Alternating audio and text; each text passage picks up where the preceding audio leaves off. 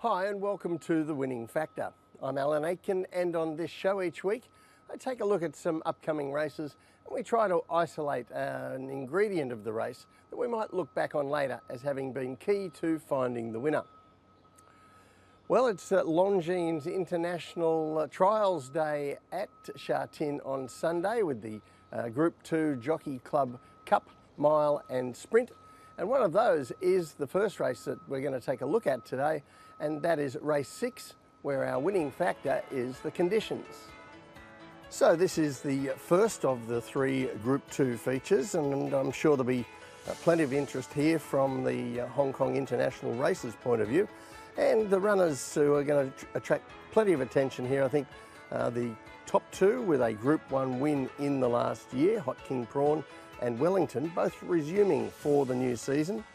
As well, the horses that we've seen out already, like Skyfield, Stronger, the Premier Bowl winner Lucky Patch, and the Boom Horse, who tasted defeat for the first time in that Premier Bowl, Courier Wonder. So Hot King Prawn, in winning his Group 1 last season, defeated Computer Patch, and Wellington, in winning his Group 1, defeated Computer Patch and Skyfield. But I do believe that Skyfield improved during the off-season, and I think he showed that when he returned for the new season. This is going back to race 72, and you'll see him down the straight here in gate 12, yellow and green colours and a big white face. Skyfield, he's opposed here to quite a few of Sunday's rivals, but with the top weight of 133 pounds. Now Blake Shin takes his time with the horse, settles Skyfield at the rear in what is an even speed on our heat map, and around the 400 metre mark you see he looks to try and get into the race, but finds a little bit of traffic, so he's forced to switch to the right and out towards the centre of the track to get clear running, while the winner, Super Wealthy in the pink and white colours, gets a run between the leaders, and then with his light handicap is able to fend off the finishers of Stronger, Lucky Patch and finally Skyfield.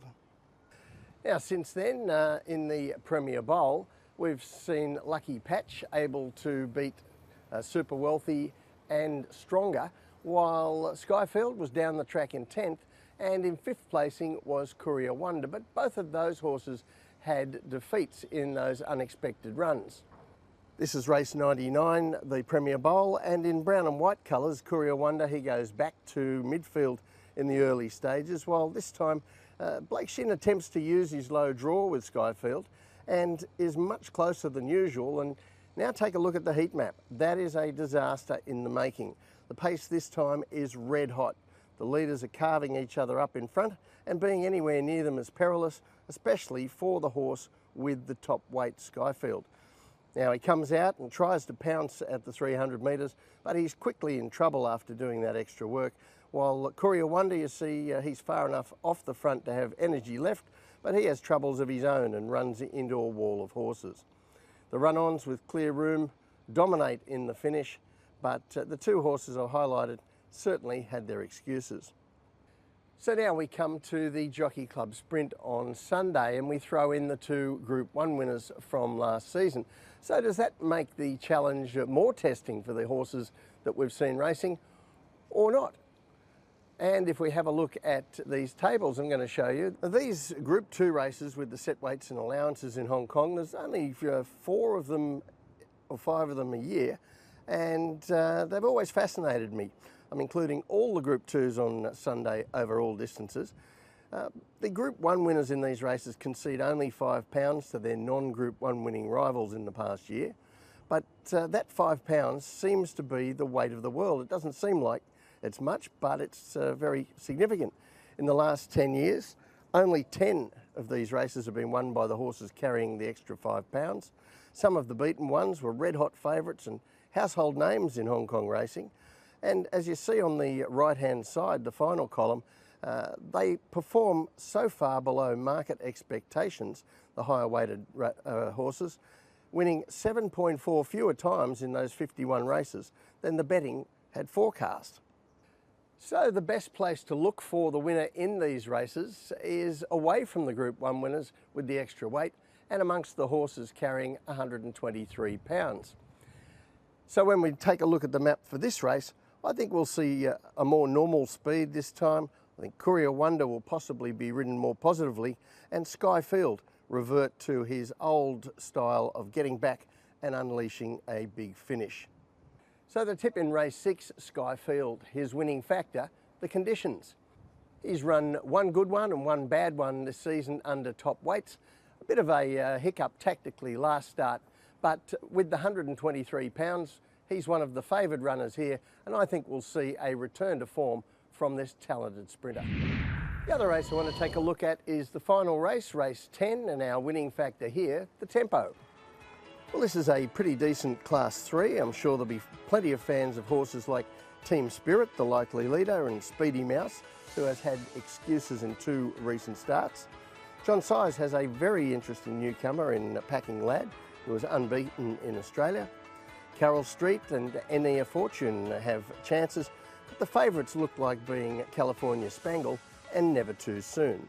And they come here off meritorious defeats. Firstly, California Spangle, unbeaten in 2 runs last season when he was impressive in winning, and he resumed with a second, but there was certainly plenty to like about it, and we're going to take a look at that. This is race 121 this season, and in yellow and red colours from gate 12. He was a hot favourite to keep his unbeaten record intact, and a little bit slow out. Now this was a day when leaders were doing well, so as Zach Purton tried to recover and get across to the lead, he had plenty of company in the early stages, and he certainly had to do some work to make sure he got there. And take a look at the heat map early, a very fast pace out of the gates. So he was doing plenty of work there. He finally gets across at the 900 metres odd and steadies the ship. But once again, you look at the heat map, he's still cruising at better than average pace into the straight, while his main rivals from better draws have had softer runs behind him. So in the straight, California Spangle, he kicks for home, and he does look like he's going to cling on, but all that early work told, the last 50 metres is just too far, and he's grabbed right on the line. By contrast, Never Too Soon was having his first start in Hong Kong, and he was anything but a hot favourite. In fact, 100 to 1 chance at Happy Valley when he stepped out for his local debut.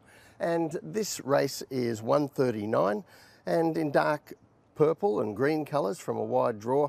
His tactics are contrasting too, going back to last early in a 1,000-metre race, where the heat map shows us it was truly run but not especially fast, and then kicked up a little in the sprint home. So Matthew Poon, he's gone back to last, he keeps to the rail and saves quite a bit of ground, and Never Too Soon catches the eye, getting home along the rail for third, and in so doing, running the fastest final 400 metres of the entire meeting.